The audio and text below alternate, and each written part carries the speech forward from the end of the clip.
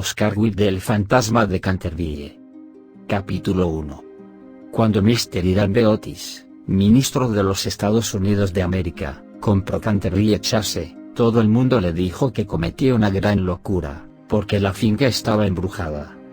Hasta el mismo Lord Canterville, como hombre de la más escrupulosa honradez, se creyó en el deber de participárselo a Mr. Otis, cuando llegaron a discutir las condiciones.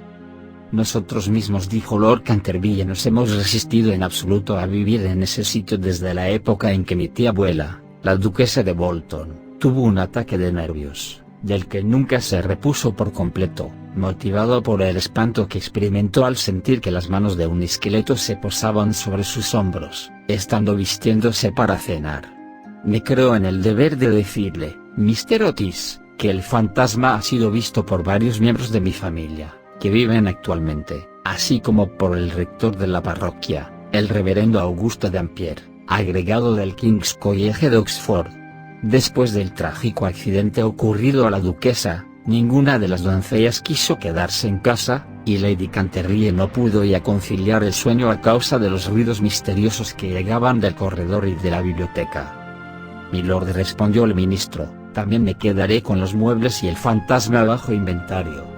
Llego de un país moderno, en el que podemos tener todo cuanto el dinero es capaz de proporcionar, y esos mozos nuestros, jóvenes y turbulentos, que recorren el viejo continente escandalizándolo, que se llevan los mejores actores de ustedes, y sus mejores primadonnas, estoy seguro de que si queda todavía un verdadero fantasma en Europa, vendrán a buscarlo enseguida para colocarle en uno de nuestros museos públicos o para pasearle por los caminos como un fenómeno. El fantasma existe, me lo temo, dijo Lord Canterville, sonriendo, aunque quizás se resista a las ofertas de sus intrépidos empresarios. Hace más de 3 siglos que se le conoce. Data, con precisión, de 1574, y nunca deja de mostrarse cuando está a punto de ocurrir alguna defunción en la familia. Signo de exclamación abierta va. Los médicos de cabecera hacen lo mismo, Lord Canterville. Amigo mío, un fantasma no puede existir y no creo que las leyes de la naturaleza admitan excepciones en favor de la aristocracia inglesa.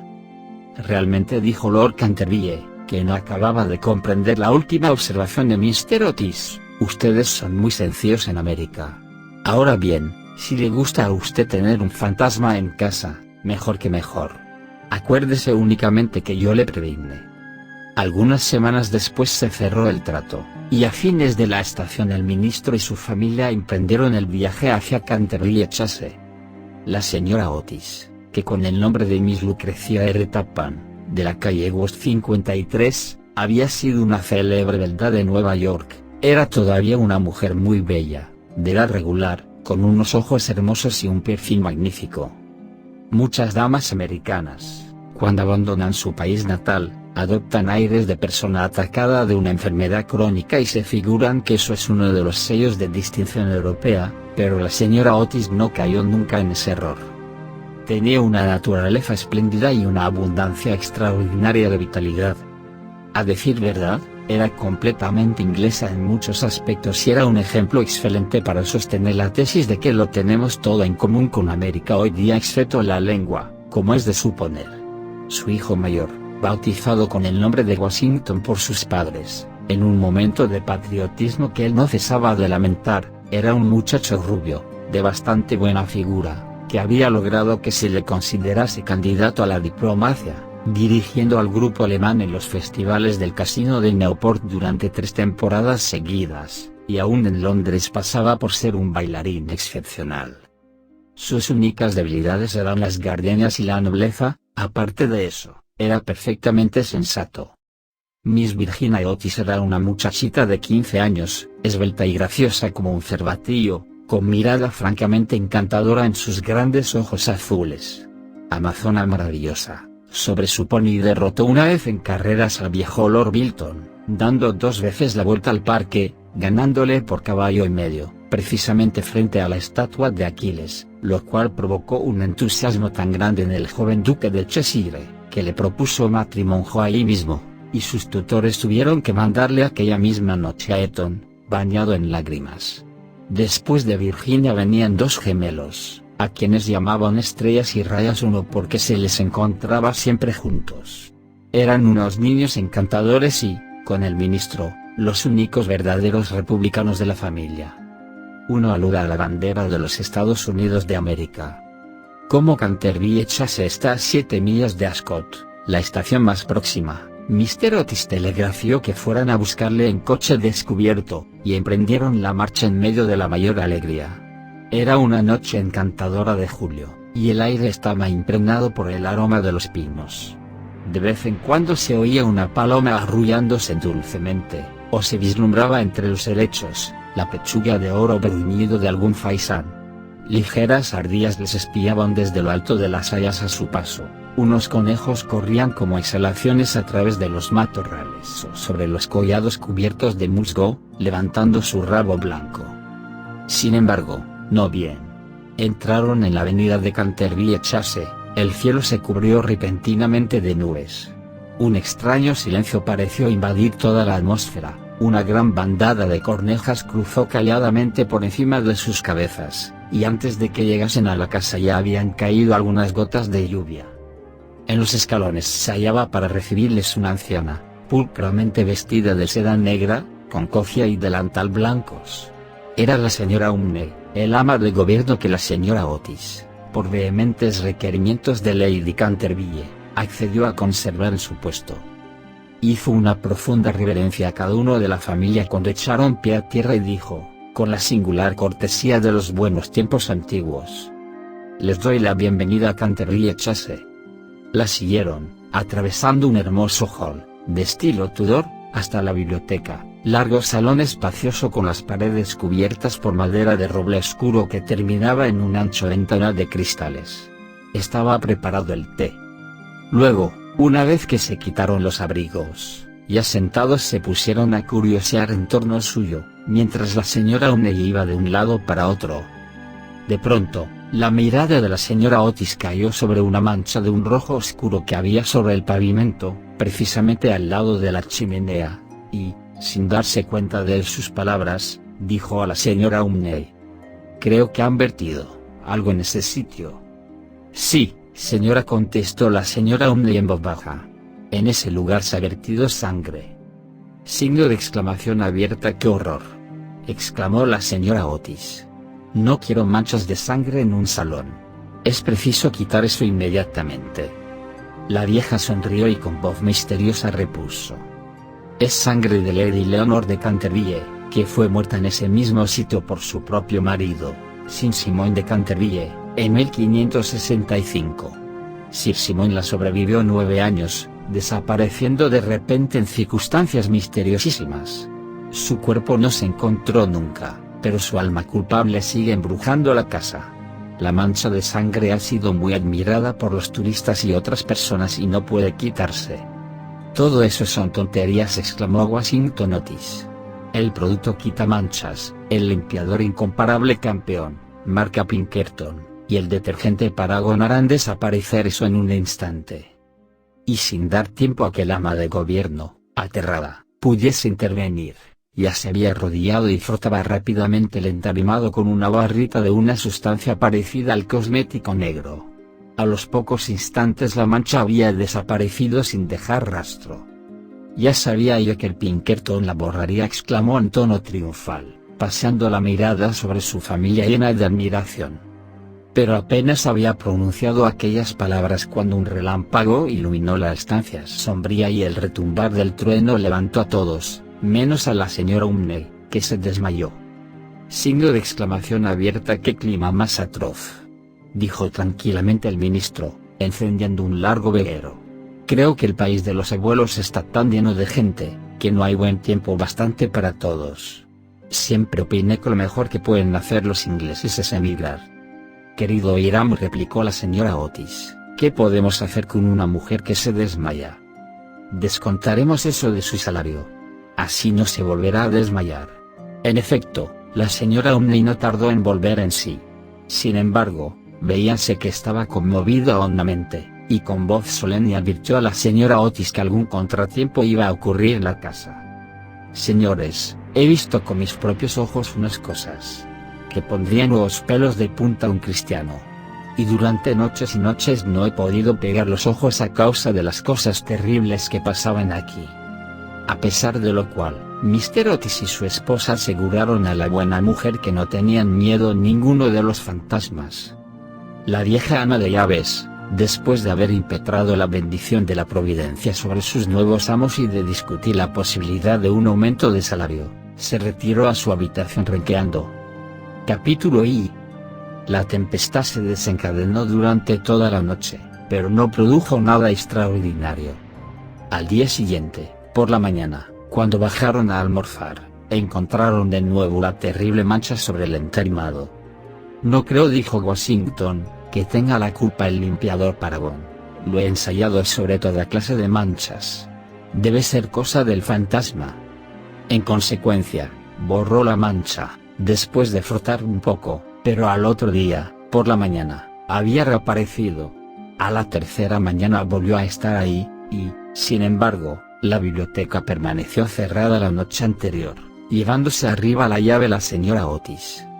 Desde entonces la familia empezó a interesarse por aquello. Mr. Otis se hallaba a punto de creer que había estado demasiado dogmático negando la existencia de los fantasmas. La señora Otis expresó su intención de afiliarse a la Sociedad Psíquica, y Washington preparó una larga carta a Mercy Podmore, uno basado en la persistencia de las manchas de sangre cuando provienen de un crimen. Aquella noche disipó todas las dudas sobre la existencia objetiva de los fantasmas. La familia había aprovechado la frescura de la tarde para dar un paseo en coche. Regresaron a las 9, tomando una ligera cena. La conversación no recayó ni un momento sobre los fantasmas, de manera que faltaban hasta las condiciones más elementales de espera y de receptibilidad que preceden tan a menudo a los fenómenos psíquicos. Los asuntos que discutieron, por lo que luego he sabido por la señora Otis, fueron simplemente los habituales en la conversación de los americanos cultos que pertenecen a las clases elevadas, como, por ejemplo, la inmensa superioridad de Miss Fanny Davenport sobre Sarah Bernhardt, como actriz, la dificultad para encontrar maíz verde, galletas de trigo sarraceno y el homínidos aún en las mejores casas inglesas, la importancia de Boston en el desenvolvimiento del alma universal, las ventajas del sistema que consiste en anotar los equipajes de los viajeros y la dulzura del acento neoyorquino, comparado con el dejo de Londres. No se trató para nada de lo sobrenatural, no se hizo ni la menor alusión indirecta a Sir Simon de Canterville. Autores de los Phantoms of the Living. Obra que trata sobre la telepatía y las alucinaciones telepáticas. 2. Alimento hecho con harina de maíz, hirviéndolo en agua o leche. Muy popular en el sur de los Estados Unidos. Se toma como desayuno. A las 11 la familia se retiró, y a las 11:30 estaban apagadas todas las luces. Poco después, Mr. Otis se despertó con un ruido singular en el corredor, fuera de su habitación. Parecía un ruido de hierros viejos, y se acercaba cada vez más. Se levantó en el acto, encendió una luz y miró la hora. Era la 1 en punto. Mr. Otis estaba perfectamente tranquilo. Se tomó el pulso y no lo encontró nada alterado. El ruido extraño continuaba, al mismo tiempo que se oía claramente el sonar de unos pasos. Mr. Otis se puso las zapatillas, cogió una afeitera alargada de su tocador y abrió la puerta, y vio frente a él, en el pálido claro de luna, a un viejo de aspecto terrible. Sus ojos parecían carbones encendidos. Una larga cabellera gris caía en mechones revueltos sobre sus hombros. Sus ropas, de corte anticuado, estaban manchadas y en jirones. De sus muñecas y de sus tobillos colgaban unas pesadas cadenas y unos grilletes herrumbrosos.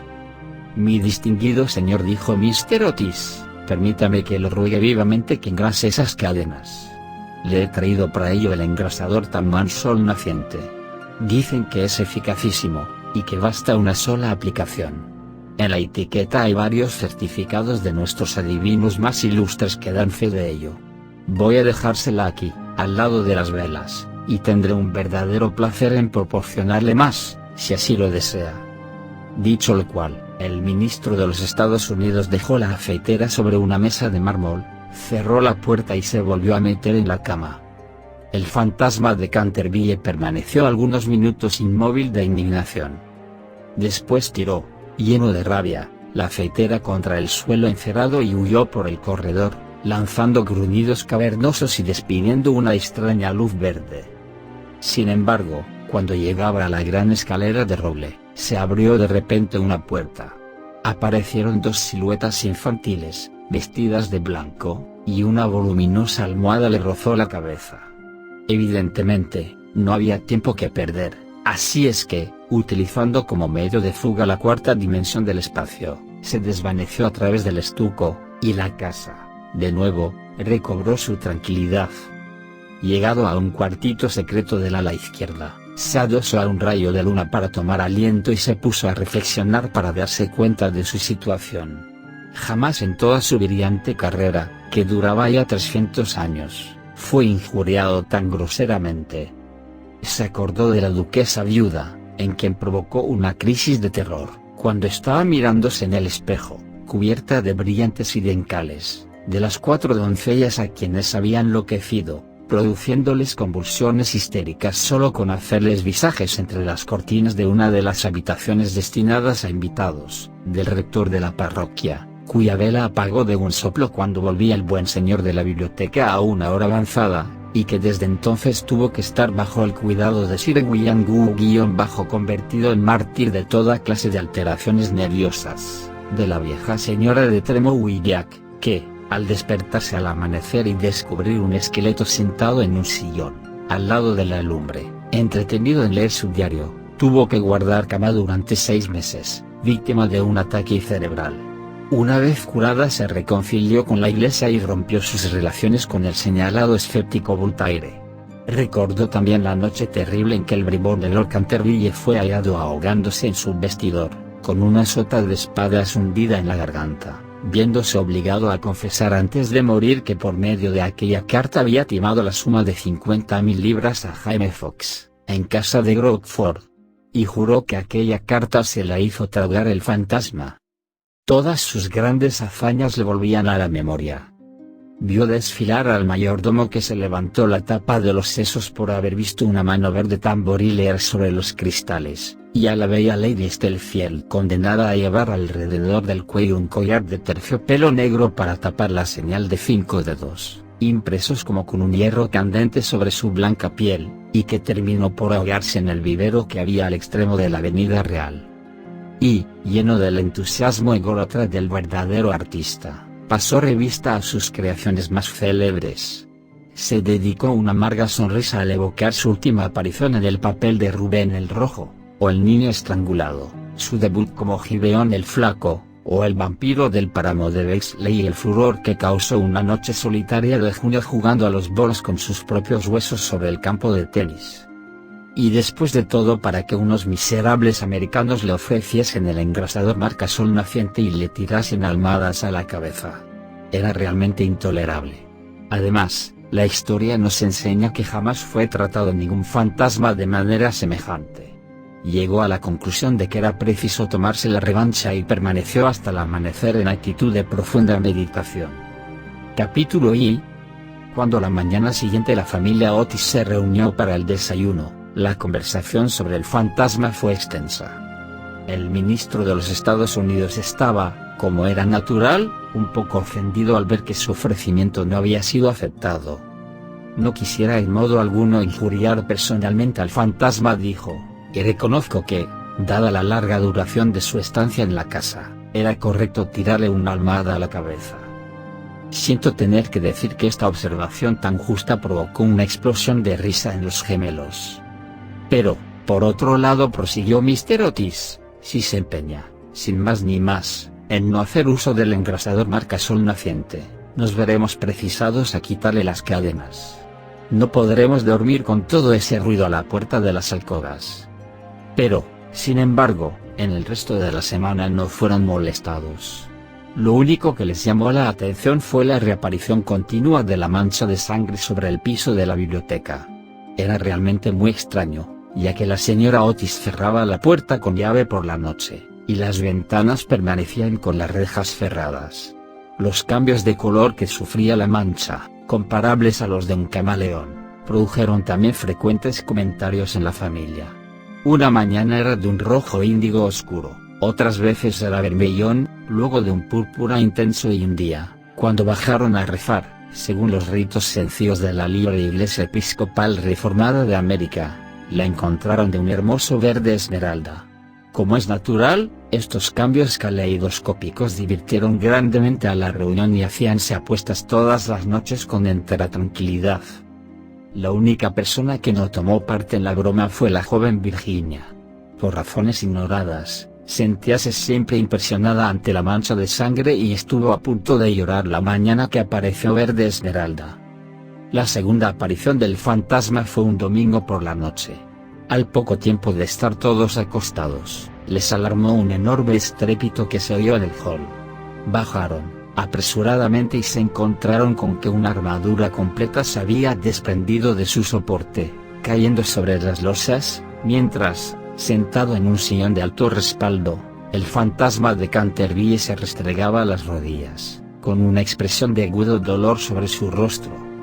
Los gemelos, que se habían provisto de sus cerbatanas, le lanzaron inmediatamente 2 proyectiles, con esa seguridad de puntería que solo se adquiere a fuerza de una larga y cuidadosa práctica sobre un profesor de caligrafía. Mientras tanto, el ministro de los Estados Unidos mantenía al fantasma bajo la amenaza de su revólver y, conforme a la etiqueta californiana, le intimaba a levantar los brazos. El fantasma se alzó bruscamente, lanzando un grito de furor salvaje, y pasó en medio de ellos, como una nube, apagando de paso la vela de Washington Otis y dejándoles a todos en la mayor oscuridad. Cuando llegó a lo alto de la escalera, una vez dueño de sí, se decidió a lanzar su célebre repique de carcajadas satánicas. Contaba la gente que aquello hizo encanecer en una sola noche el peluquín de Lord Raker, y que 3 sucesivas amas de llaves, francesas, dejaron su empleo antes de terminar el primer mes. Por consiguiente, lanzó su carcajada más horrible, despertando paulatinamente los ecos en las antiguas bóvedas, pero al extinguirse, se abrió una puerta y apareció, vestida de azul claro, la señora Otis. «Me temo», dijo la dama, «que esté usted indispuesto y aquí le traigo un frasco de la tintura del Dr. Dobell. Si se trata de una indigestión, podrá comprobar que este es un remedio excelente». El fantasma la miró con ojos llameantes de furor y se creyó en el deber de metamorfosearse en un gran perro negro. Era un truco que le había dado una reputación merecidísima, y al cual atribuía el médico de la familia la idiotez incurable del tío de Lord Canterville, el honorable Thomas Horton. Pero un ruido de pasos que se acercaba le hizo vacilar en su cruel determinación y se contentó con volverse un poco fosforescente. Enseguida se desvaneció, después de lanzar un gemido sepulcral, porque los gemelos iban a darle alcance. Una vez en su habitación sintióse destrozado, presa de la agitación más violenta. La ordinariez de los gemelos, el grosero materialismo de la señora Otis, todo aquello resultaba realmente vejatorio, pero lo que más le humillaba era no tener ya fuerzas para llevar una armadura. Contaba con hacer impresión aún en unos americanos modernos, hacerles estremecer a la vista de un espectro acorazado, si no ya, por motivos razonables, al menos por deferencia hacia su poeta nacional Longfellow, como a 2 cuyas poesías, delicadas y atrayentes, le habían ayudado con frecuencia a matar el tiempo mientras los Canterville estaban en Londres. Además, era su propia armadura. La llevó con éxito en el torneo de Kenilworth, siendo felicitado calurosamente por la reina virgen en persona. Pero cuando quiso ponérsela quedó aplastado por completo con el peso de la enorme coraza y del yelmo de acero. Y se desplomó pesadamente sobre las losas de piedra, despellejándose las rodillas y contusionándose la muñeca derecha. Título que se da a los miembros de la Cámara de los Comunes, y a aquellas personas que poseen títulos nobiliarios. 2H. W. Longfellow, autor del esqueleto en su armadura, poesía inspirada por el descubrimiento de un esqueleto dentro de una coraza en Newport, Estados Unidos. Durante varios días estuvo malísimo y no pude salir de su morada más que lo necesario para mantener en buen estado la mancha de sangre. No obstante, a fuerza de cuidados acabó por restablecerse y decidió hacer una tercera tentativa para aterrorizar al ministro de los Estados Unidos y a su familia, eligió para su reaparición en escena el viernes 17 de agosto, consagrando gran parte del día a pasar revista a sus trajes. Su elección recayó al fin en un sombrero de ala levantada por un lado y caída del otro, con una pluma roja, en un sudario deshilachado en las mangas y el cuello y, por último, en un puñal mohoso. Al atardecer estalló una gran tormenta. El viento era tan fuerte que sacudía y cerraba violentamente las puertas y ventanas de la vetusta casa. Realmente aquel era el tiempo que le convenía. Y aquí lo que pensaba hacer: iría sigilosamente a la habitación de Washington Otis, le musitaría unas frases ininteligibles, quedándose al pie de la cama, y le hundiría 3 veces seguidas el puñal en la garganta, a los sones de una música apagada. Odiaba sobre todo a Washington, porque sabía perfectamente que era él quien acostumbraba a quitar la famosa mancha de sangre de Canterville, empleando el detergente Paragon de Pinkerton. Después de reducir al temerario y despreocupado joven a una condición de terror abyecto, entraría en la habitación que ocupaban el ministro de los Estados Unidos y su mujer. Una vez allí, colocaría una mano viscosa sobre la frente de la señora Otis y al mismo tiempo murmuraría, con voz sorda, al oído del ministro tembloroso, los secretos terribles del osario. En cuanto a la pequeña Virginia, aún no tenía decidido nada. No le había insultado nunca. Era bonita y cariñosa. Unos cuantos gruñidos sordos, que saliesen del armario, le parecían más que suficientes, y si no bastaban para despertarla, llegaría hasta tirarle de la puntita de la nariz con sus dedos rígidos por la parálisis. A los gemelos estaba resuelto a darles una lección. Lo primero que haría sería sentarse sobre sus pechos, con objeto de producirles la sensación de la pesadilla. Luego, aprovechando que sus camas estaban muy juntas, se alzaría en el espacio libre entre ellas, con el aspecto de un cadáver verde y frío como el hielo, hasta que se quedasen paralizados de terror. Enseguida, tirando bruscamente su sudario, daría la vuelta al dormitorio en 4 patas, como un esqueleto blanqueado por el tiempo, moviendo el globo de un solo ojo en su órbita, como el personaje de Daniel el Mudo, o el esqueleto del suicida, papel en el cual hizo un gran efecto en varias ocasiones. Creía estar también en este, como en su otro papel de Martín el Demente, o el misterio enmascarado. A las 10:30 oyó subir a la familia a acostarse. Durante algunos instantes le inquietaron las estrepitosas carcajadas de los gemelos, que se divertían indudablemente, con su loca alegría de colegiales, antes de meterse en la cama. Pero a las 11:15 todo quedó nuevamente en silencio, y cuando sonaron las 12 se puso en camino. La lechuza chocaba contra los cristales de la ventana. El cuervo graznaba en el hueco de un tejo centenario y el viento gemía vagando alrededor de la casa, como un alma en pena, pero la familia Otis dormía, sin sospechar la suerte que le esperaba. Oía con toda claridad los ronquidos regulares del ministro de los Estados Unidos, que dominaban el ruido de la lluvia y de la tormenta. Se deslizó furtivamente a través del estuco. Una sonrisa perversa se dibujaba sobre su boca cruel y arrugada, y la luna escondió su rostro tras una nube cuando pasó delante de la gran ventana ojival, sobre la que estaban representadas, en azul y oro, sus propias armas y las de su esposa asesinada. Seguía andando siempre, deslizándose como una sombra funesta, que hacía que hasta las tinieblas le maldijesen a su paso. Hubo un momento en que le pareció oír que alguien le llamaba. Se detuvo, pero era tan solo un perro, que ladraba en la granja roja. Prosiguió su marcha, mascullando extraños juramentos del siglo XVL, y blandiendo de vez en cuando el puñal enmohecido en el aire de medianoche. Por fin llegó a la esquina del pasillo que conducía a la habitación del infortunado Washington. Allí hizo una breve parada. El viento agitaba en torno de su cabeza sus largos mechones grises y ceñía en pliegues grotescos y fantásticos el horror indecible del fúnebre sudario. Sonó entonces el cuarto en el reloj. Comprendió que había llegado el momento.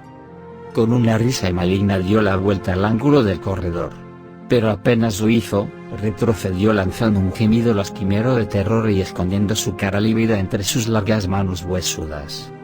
Frente a él había un horrible espectro, inmóvil como una estatua, monstruoso como la pesadilla de un demente.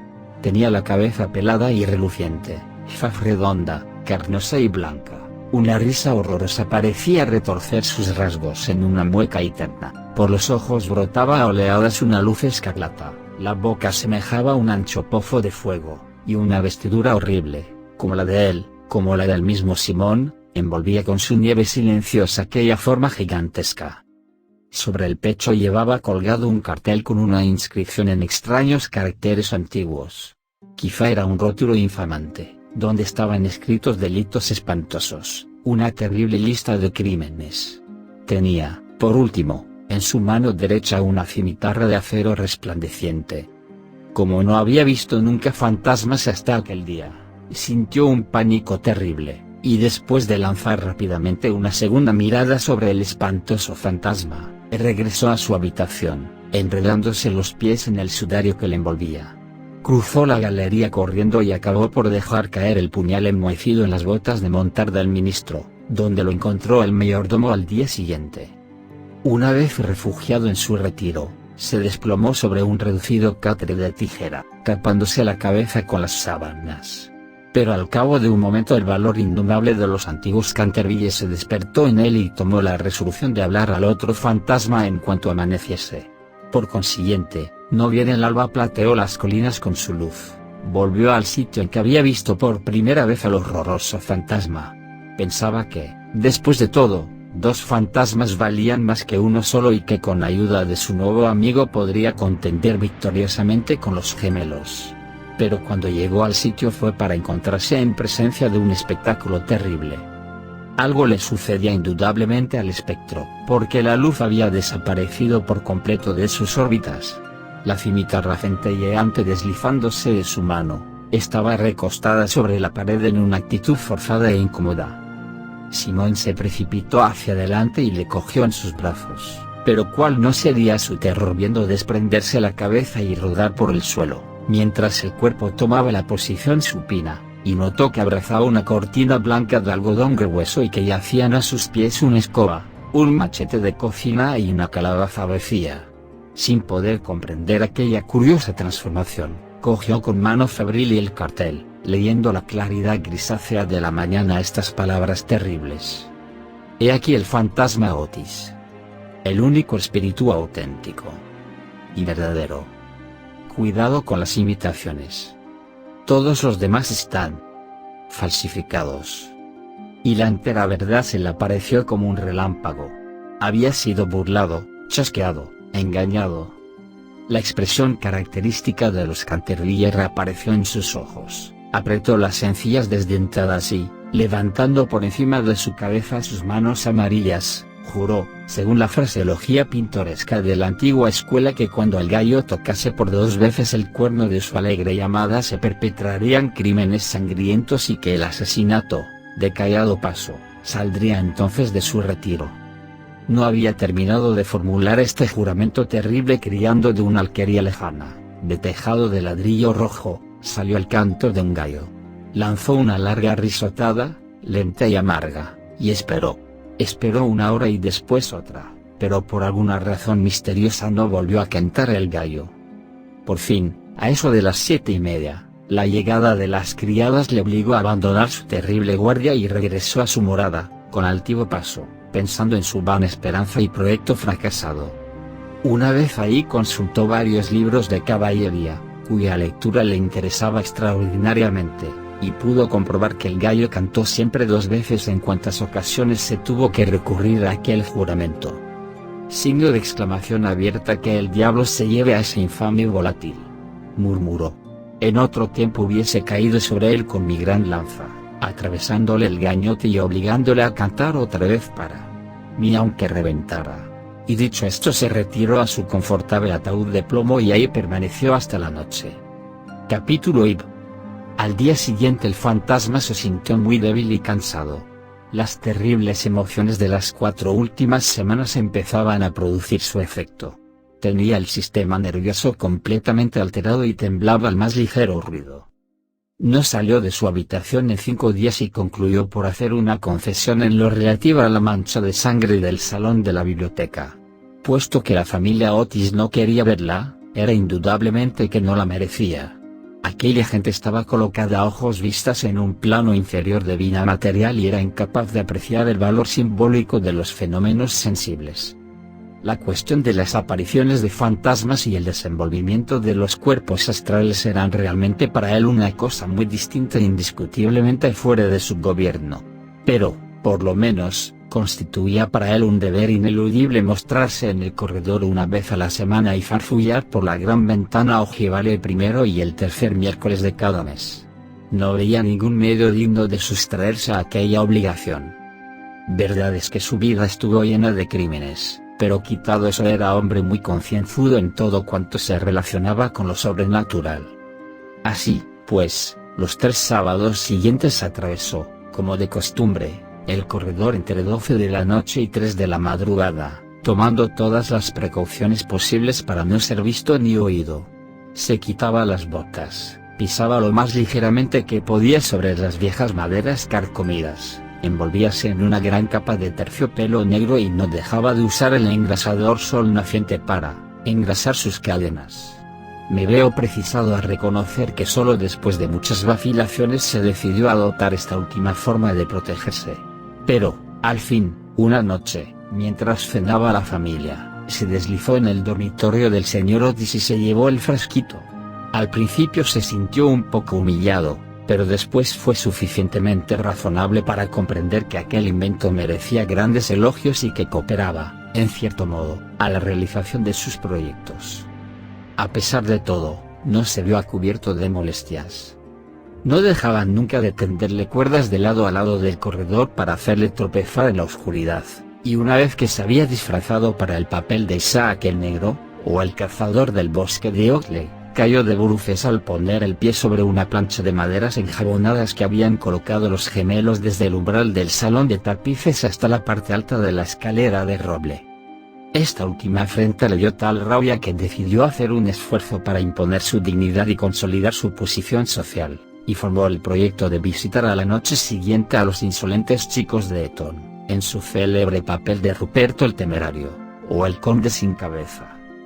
No se había mostrado con aquel disfraz desde hacía 70 años, es decir, desde que causó con él tal pavor a la bella Lady Barbara Modis, que ésta retiró su consentimiento al abuelo del actual Lord Canterville y se fugó a Gretna Green con el arrogante Jack Castleton, jurando que por nada del mundo consentiría en emparentar con una familia que toleraba los paseos de un fantasma tan horrible por la terraza al atardecer. El pobre Jack fue al poco tiempo muerto en duelo con arma de fuego por Lord Canterville en terrenos de Wandsworth y Lady Barbara murió de pena en Tunbridge Wells antes de terminar el año. Así es que fue un gran éxito en todos sentidos. Sin embargo, fue, permitiéndome emplear un término teatral para aplicarle a uno de los mayores misterios del mundo sobrenatural o, en lenguaje más científico, del mundo superior a la naturaleza, una creación de las más difíciles y necesitó sus 3 buenas horas para terminar los preparativos. Por fin todo estuvo listo y él contentísimo de su disfraz. Las grandes botas de montar, que hacían juego con el traje, eran, eso sí, un poco holgadas para él, y no pudo encontrar más que una de las 2 pistolas de arzón, pero, en general, quedó satisfechísimo, y a la 1:15 pasó a través del estuco y bajó al corredor. Cuando estuvo cerca de la habitación ocupada por los gemelos, y a la que se llamaba el dormitorio azul por el color de sus cortinajes, se encontró con la puerta entreabierta. A fin de hacer una entrada efectista, la abrió de par en par con violencia, pero se le vino encima una jarra de agua que le empapó hasta los huesos, no dándole en el hombro por unos milímetros. Al mismo tiempo oyó unas risas sofocadas que partían de la doble cama con dosel. Su sistema nervioso sufrió tal conmoción que regresó a sus habitaciones a toda prisa y al día siguiente tuvo que permanecer en la cama con un fuerte catarro. El único consuelo que tuvo fue el de no haber llevado su cabeza sobre los hombros, pues de lo contrario las consecuencias hubieran podido ser más graves. Desde entonces renunció para siempre a espantar a aquella recia familia de americanos, y se contentó, por regla general, con vagar por el corredor, en zapatillas de fieltro, envuelto el cuello en una gruesa bufanda, por temor a las corrientes de aire, y provisto de un pequeño arcabuz, para el caso en que fuese atacado por los gemelos. Hacia el 19 de septiembre fue cuando recibió el golpe de gracia. Había bajado por la escalera hasta el espacioso hall, seguro de que en aquel sitio por lo menos nadie le iba a molestar, y se entretenía en hacer observaciones satíricas sobre las grandes fotografías del ministro de los Estados Unidos y de su mujer, hechas en casa por Sharon I y que ahora ocupaban el lugar de los retratos de la familia Canterville. El fotógrafo más notable de Inglaterra en esa época. Su nombre completo era Oliver Sharon I. Nació en Canadá. Muchas personas hacían un viaje especial a Scarborough, donde tenía su residencia, para ser retratados por él. The History of Photography. Oxford, 1955, pp. 228-229. Iba vestido, sencilla pero decentemente, con un largo sudario salpicado de moho de cementerio. Se había atado la quijada con una tira de tela amarilla y llevaba una linternita y un azadón de sepulturero. En una palabra, iba disfrazado de Jonás el desenterrador, o el ladrón de cadáveres de Chertsey Barn. Era una de sus creaciones más notables y de la que guardaban recuerdo, con más motivo, los Canterville, ya que fue la verdadera causa de su riña con Lord Rufford, vecino suyo. Serían próximamente las 2:15 de la madrugada, y a su juicio, no se movía nadie en la casa. Pero cuando se dirigía tranquilamente hacia la biblioteca, para ver lo que quedaba de la mancha de sangre, se abalanzaron hacia él, desde un rincón sombrío, dos siluetas, agitando locamente sus brazos sobre sus cabezas, mientras gritaban a su oído. Signo de exclamación abierta. Lleno de pánico, cosa muy natural en aquellas circunstancias, se precipitó hacia la escalera, pero entonces se encontró frente a Washington Otis, que le esperaba armado con la gran regadera del jardín, de tal modo, que cercado por sus enemigos, casi acorralado, tuvo que evaporarse en la gran estufa de hierro colado, que felizmente para él, no estaba encendida, y abrirse paso hasta sus habitaciones por entre los cañones de las chimeneas, llegando a su refugio en el lamentable estado en que lo pusieron la agitación, el hollín y la desesperación. Desde aquella noche no volvió a vérsele nunca en expediciones nocturnas. Los gemelos se quedaron muchas veces en acecho para sorprenderle, sembrando de cáscaras de nuez los corredores todas las noches, con gran enojo de sus padres y de los criados. Pero fue inútil. Su amor propio estaba profundamente herido sin duda y no quería mostrarse. En vista de ello, Mr. Otis reanudó de nuevo el trabajo en su gran obra sobre la historia del Partido Demócrata, obra que había empezado 3 años antes. La señora Otis organizó un clambake 2 extraordinario, que dejó muy impresionados a todos los de la comarca. 2 especies de tarta hecha con almejas. Plato típico americano que figura en el menú de los días de campo. Se cuece al aire libre, bajo brasas acomodadas entre piedras. Los niños se dedicaron a jugar a la barra, al écarté, al póker y a otros juegos típicos de América. Virginia dio paseos a caballo por caminos y veredas, en compañía del duque de Cheshire, que se hallaba en Canterville pasando su última semana de vacaciones. Todo el mundo se figuraba que el fantasma había desaparecido, y en consecuencia, Mr. Otis escribió una carta a Lord Canterville para comunicárselo, y recibió en contestación otra carta en la que éste le testimoniaba el placer que le producía la noticia y enviaba sus más sinceras felicitaciones a la digna esposa del ministro. Pero los Otis se equivocaban. El fantasma seguía en la casa, y aunque se hallaba muy delicado, no estaba dispuesto a retirarse, sobre todo después de saber que figuraba entre los invitados el duque de Cheshire, cuyo tío, Lord Francis Stilton, apostó una vez 100 guineas con el coronel Carbury a que jugaría los dados con el fantasma de Canterville. A la mañana siguiente se encontraron a Lord Stilton tendido sobre el suelo del salón de juego en un estado de parálisis tal, que, a pesar de la edad avanzada que alcanzó, no pudo ya nunca pronunciar más palabra que esta. Signo de exclamación abierta 6 dobles. Esta historia era muy conocida en su tiempo, aunque, en atención a los sentimientos de las 2 nobles familias, se hiciera todo lo posible por ocultarla, y existe un relato detallado de todo lo referente a ella en el tomo 3 de las memorias de Lord Atle sobre el príncipe regente y sus amigos. Desde entonces el fantasma deseaba vehementemente probar que no había perdido su influencia sobre los Stilton, con los que además estaba emparentado, pues una prima hermana suya se casó en segundas nupcias con el señor Bulkeley, del que descienden en línea directa, como todo el mundo sabe, los duques de Cheshire. Por consiguiente, hizo sus preparativos para mostrarse al joven enamorado de Virginia en su famoso papel del fraile vampiro, o el benedictino sin sangre.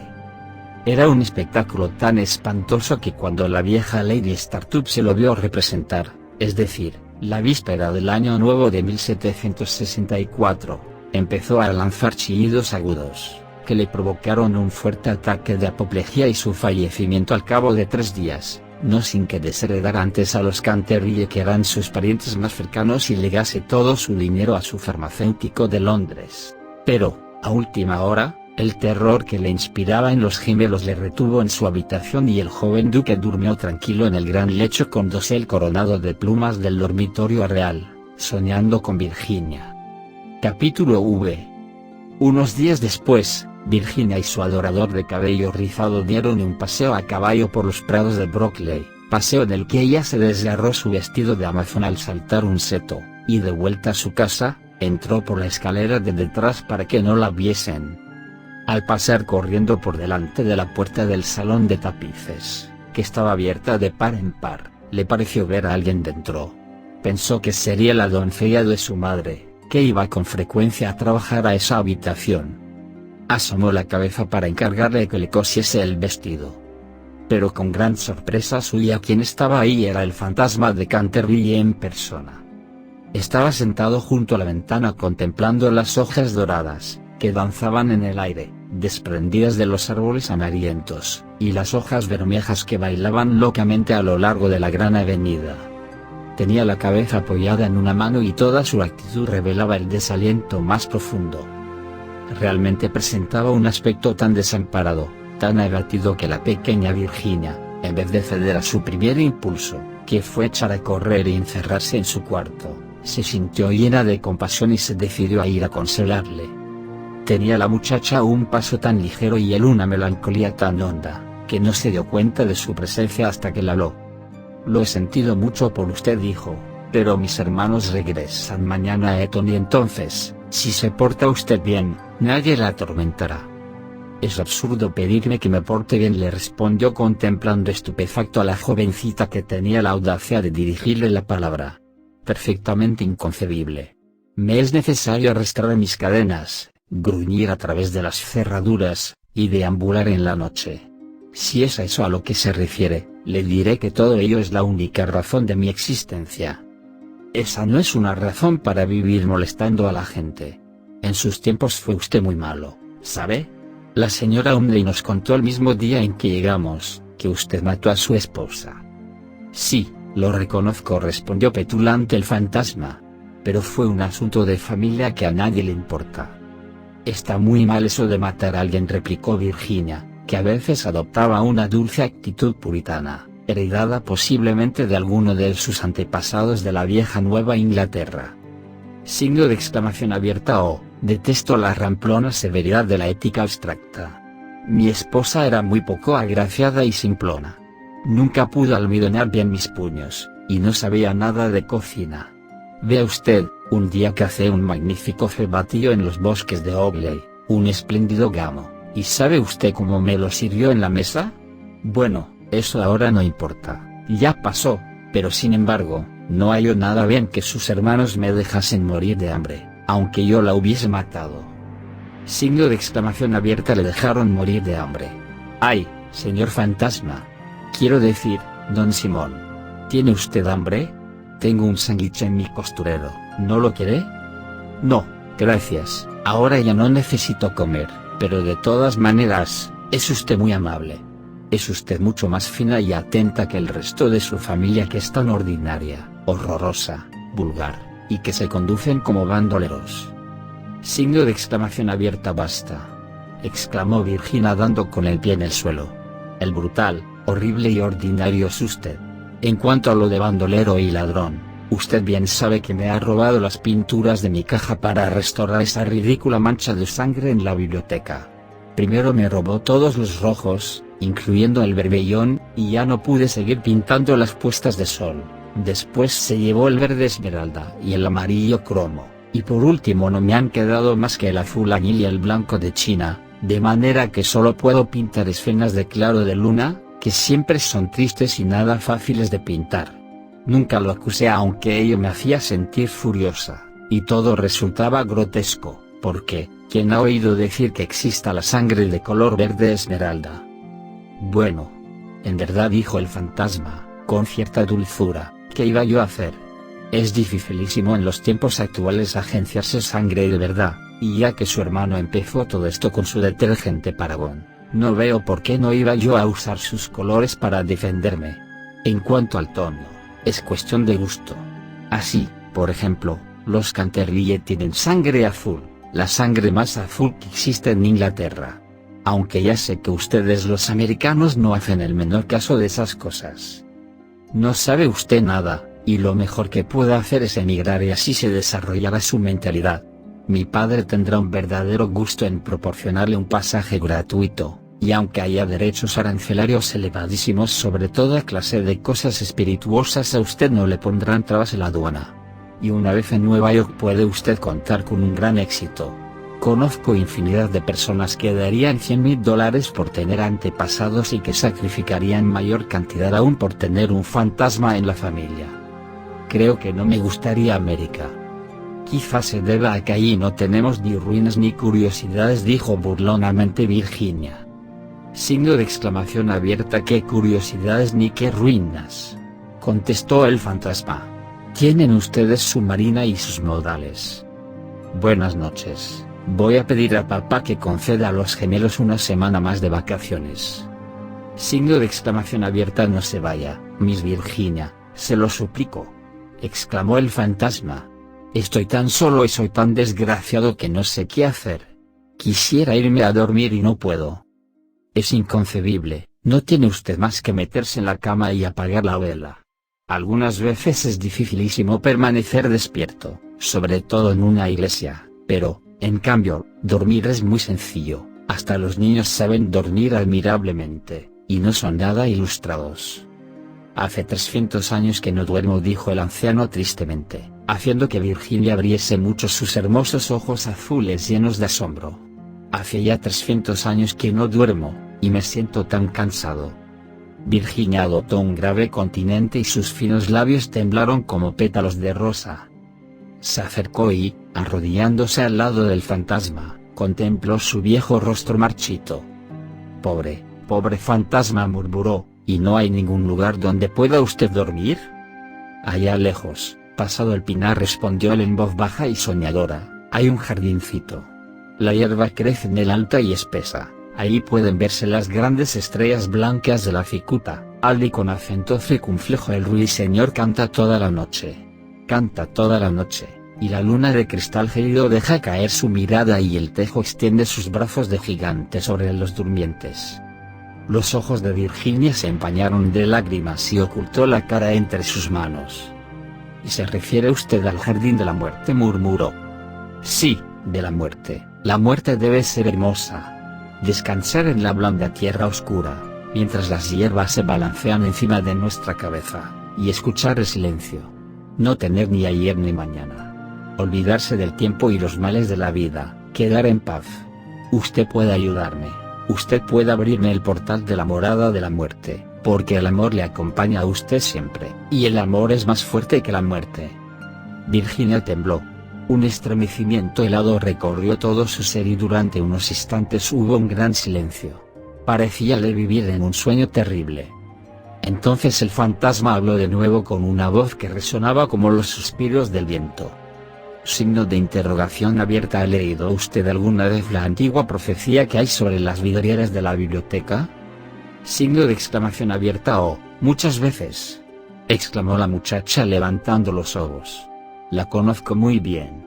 Está pintada con unas curiosas letras negras y se lee con dificultad. No tiene más que estos 6 versos.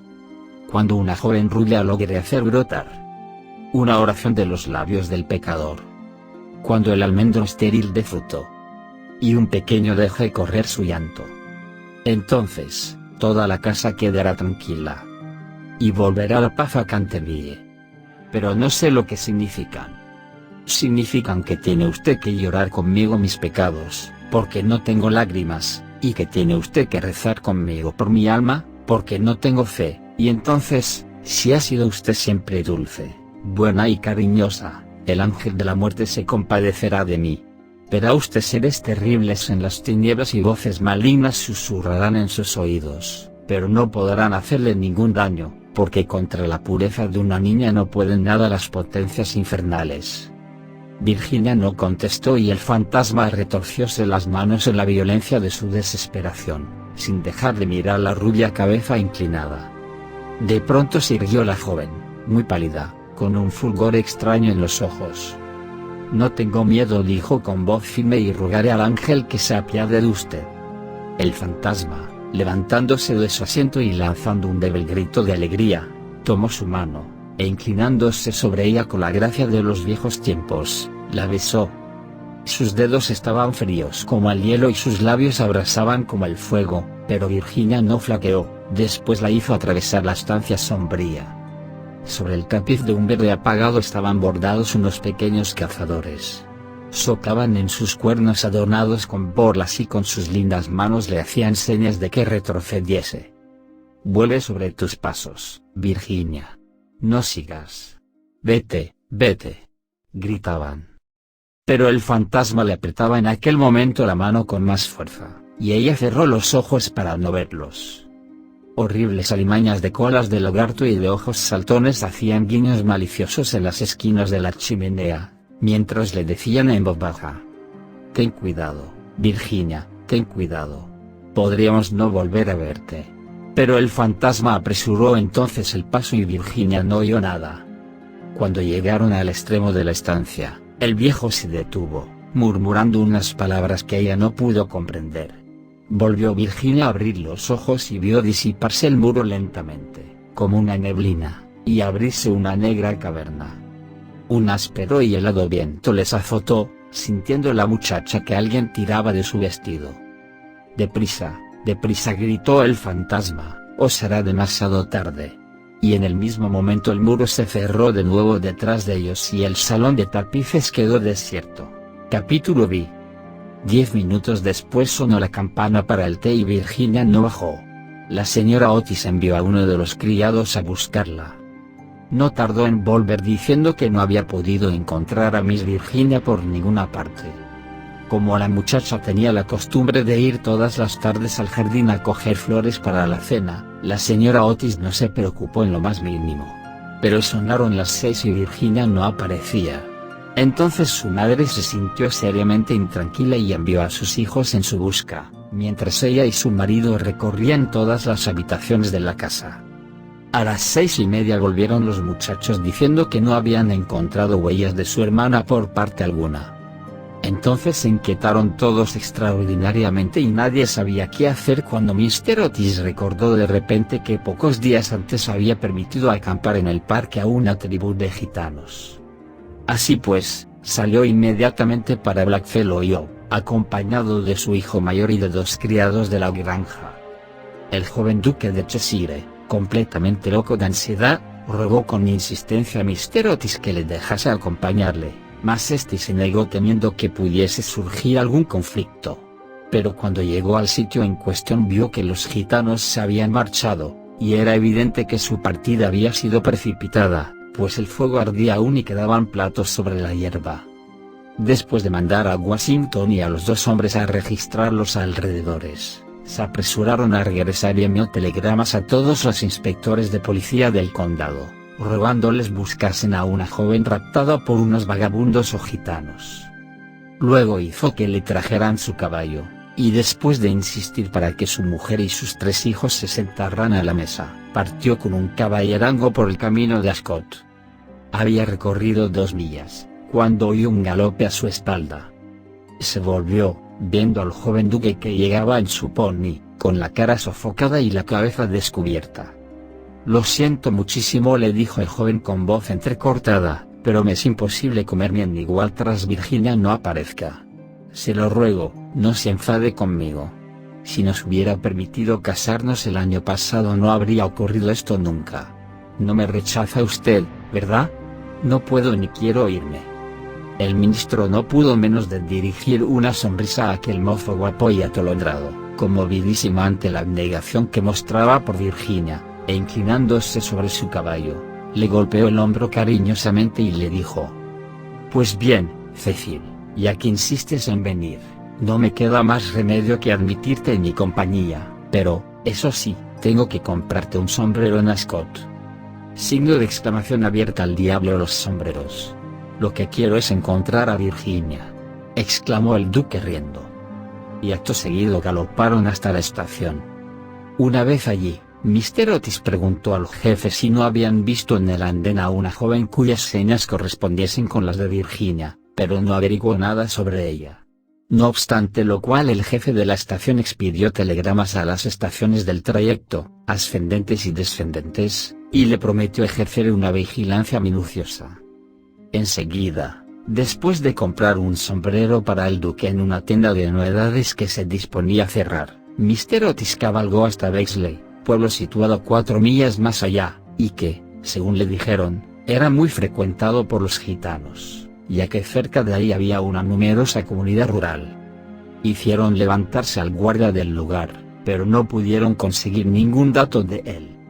Así es que, después de atravesar y explorar los contornos, los dos jinetes tomaron otra vez el camino de casa, llegando a Canterville a eso de las 11, rendidos de cansancio y con el corazón desgarrado por la inquietud.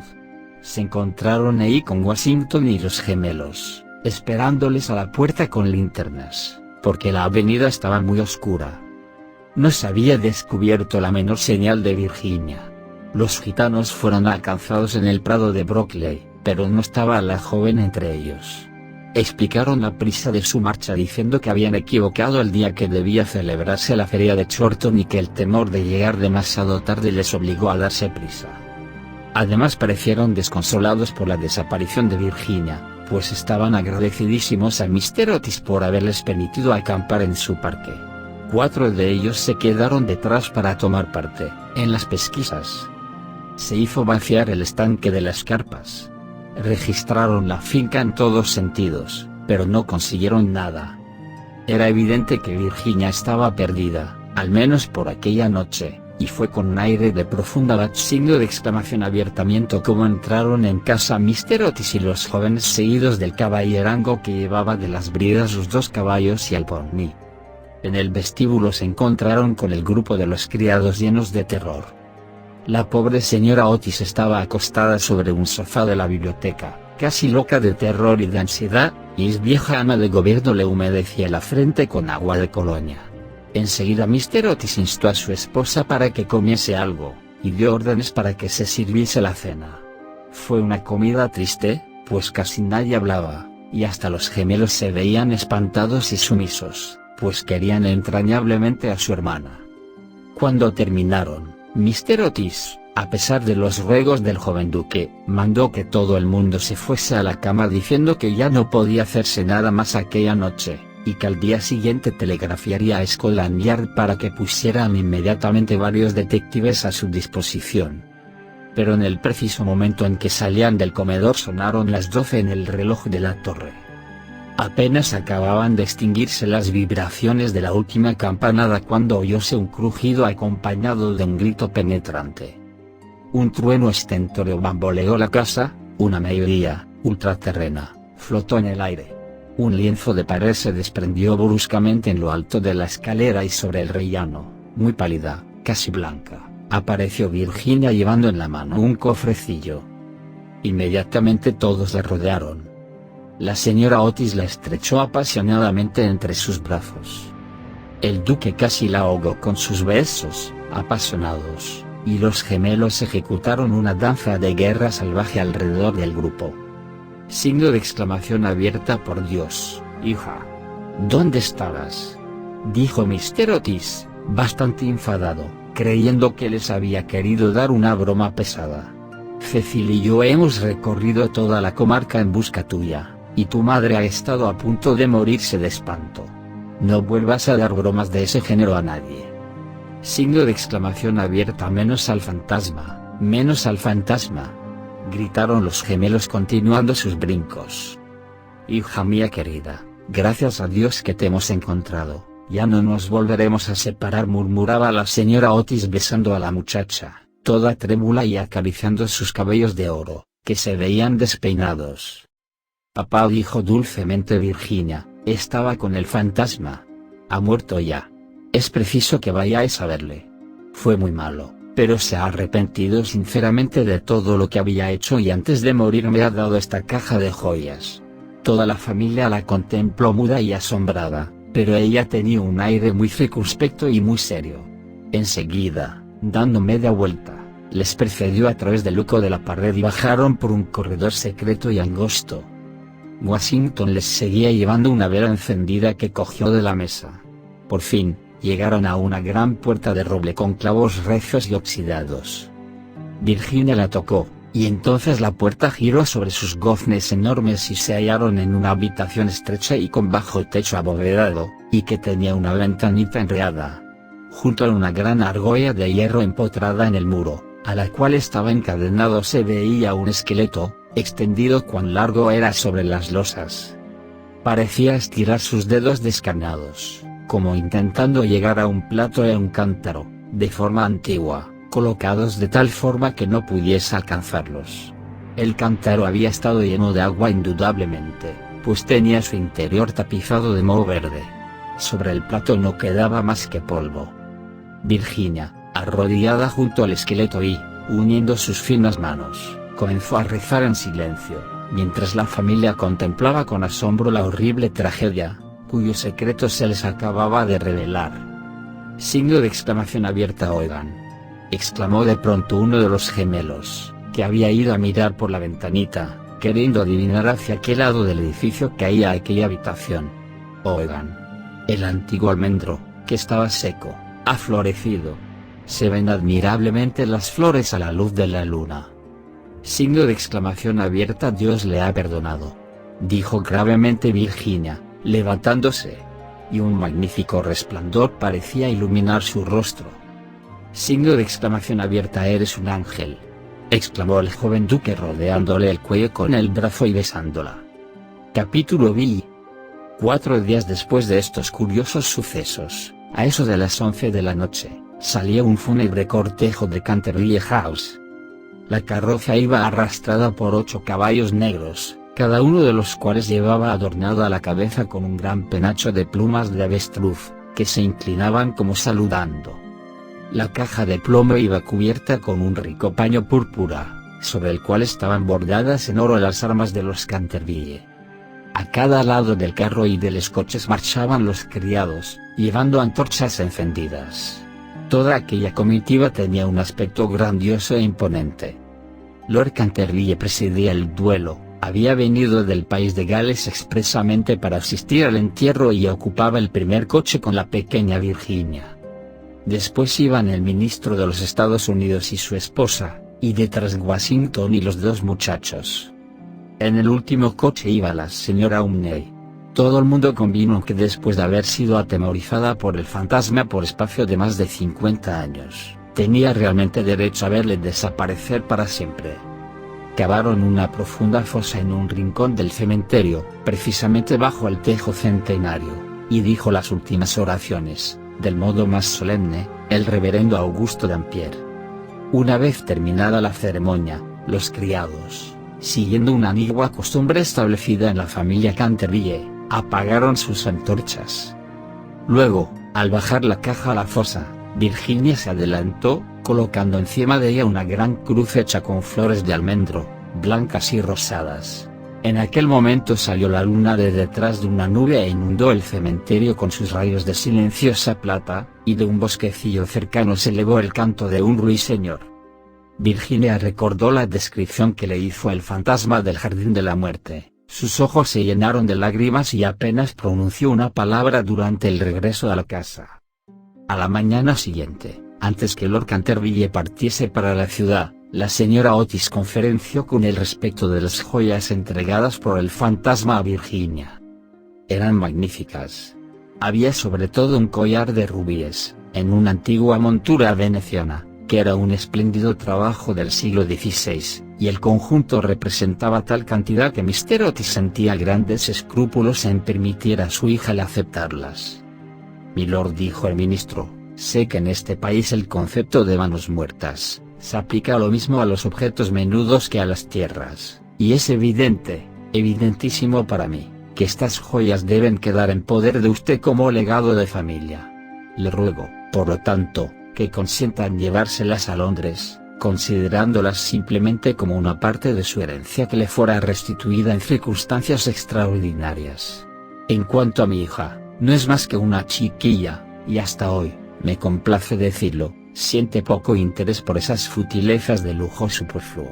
He sabido igualmente por la señora Otis, cuya autoridad no es despreciable en cosas de arte, dicho sea de paso, pues ha tenido la suerte de pasar varios inviernos en Boston cuando era una jovencita, que esas piedras preciosas tienen un gran valor monetario y que si se pusieran en venta producirían una bonita suma.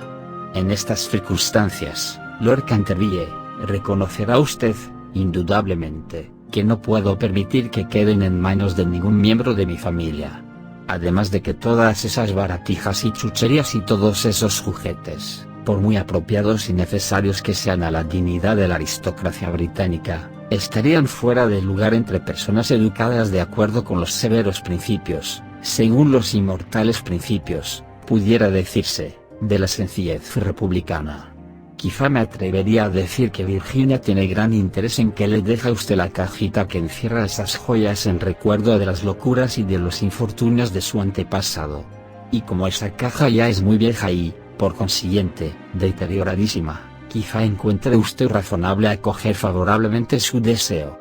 En cuanto a mí, confieso que me sorprende grandemente ver a uno de mis hijos demostrar interés por una cosa de la Edad Media, y la única explicación que le encuentro es que Virginia nació en un barrio de Londres, a poco de regresar la señora Otis de una excursión a Atenas. Lord Canterville escuchó con gran atención y muy serio el discurso del digno ministro, atusándose de vez en cuando su bigote gris, para ocultar una sonrisa involuntaria. Una vez que hubo terminado Mr. Otis, le estrechó cordialmente la mano y contestó: mi querido amigo, su encantadora hija ha prestado un servicio importantísimo a mi desgraciado antecesor, Sir Simon. Mi familia y yo estamos llenos de gratitud hacia ella por su maravilloso valor y por la sangre fría que ha demostrado. Las joyas le pertenecen, sin duda alguna, y creo que si tuviese yo la suficiente insensibilidad para quitárselas, el viejo malvado saldría de su tumba al cabo de 15 días para hacerme la vida infernal. En cuanto a que sean joyas de familia, no podrían serlo sino después de estar especificadas como tales en un testamento en forma legal, y la existencia de estas joyas permaneció siempre ignorada. Le aseguro que son tan mías como de su mayordomo. Cuando Miss Virginia sea mayor, creo que le encantará tener cosas tan lindas para lucir. Además, Mr. Otis, olvida usted que adquirió el inmueble y el fantasma bajo inventario. De modo que todo lo que pertenece al fantasma le pertenece a usted. A pesar de las pruebas de actividad que ha dado Sir Simon por el corredor, no por eso deja de estar menos muerto, desde el punto de vista legal, y su compra le hace a usted dueño de lo que le pertenecía a él. Mr. Otis se quedó muy preocupado ante la negativa de Lord Canterville, y le rogó que reflexionara nuevamente su decisión, pero el excelente par se mantuvo firme y terminó por convencer al ministro de que aceptase el regalo del fantasma. Cuando en la primavera de 1890 la duquesa de Cheshire fue presentada por primera vez en la recepción de la reina, con motivo de su casamiento, sus joyas fueron tema de general comentario y admiración. Porque Virginia fue agraciada con la diadema que se otorga como recompensa a todas las americanitas de buena conducta, y se casó con su novio en cuanto éste llegó a la mayoría de edad. Eran ambos tan simpáticos y agradables, y además se amaban de tal manera que no hubo quien no estuviese encantado con aquel matrimonio, menos la anciana marquesa de Dumbleton, que había hecho todo lo posible por pescar al joven duque casarle con alguna de sus 7 hijas. Para conseguirlo no dio menos de 3 comidas costosísimas, y, cosa extraña de notarse, Mr. Otis en cierto modo la había ayudado. Mr. Otis sentía una viva y con acento circunflejo empatía personal por el duque, pero teóricamente era enemigo de los títulos nobiliarios y, según sus propias palabras, era de temer que, entre las influencias enervantes de una aristocracia ávida de placeres, llegase a olvidar su hija los verdaderos principios de la sencillez republicana.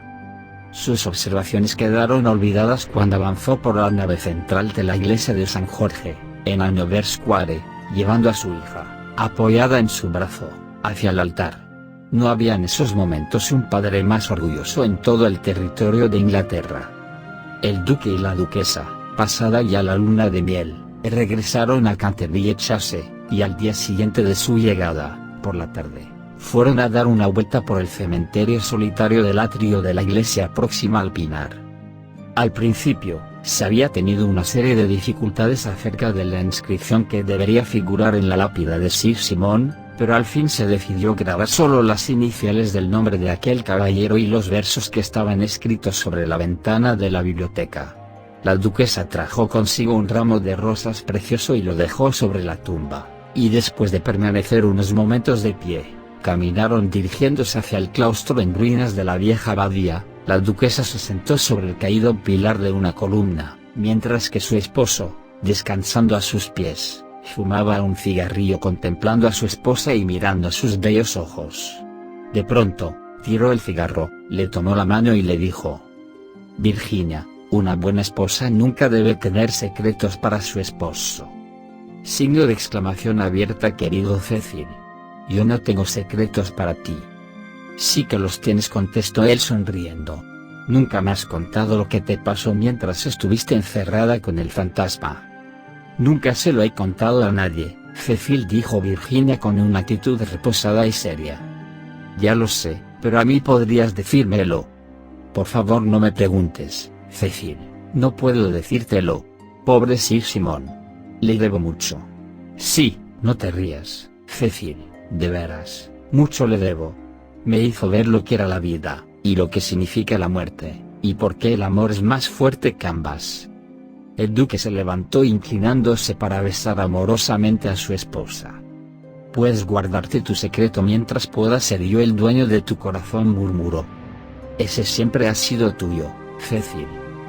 Y algún día se lo contarás a nuestros hijos, ¿no es verdad?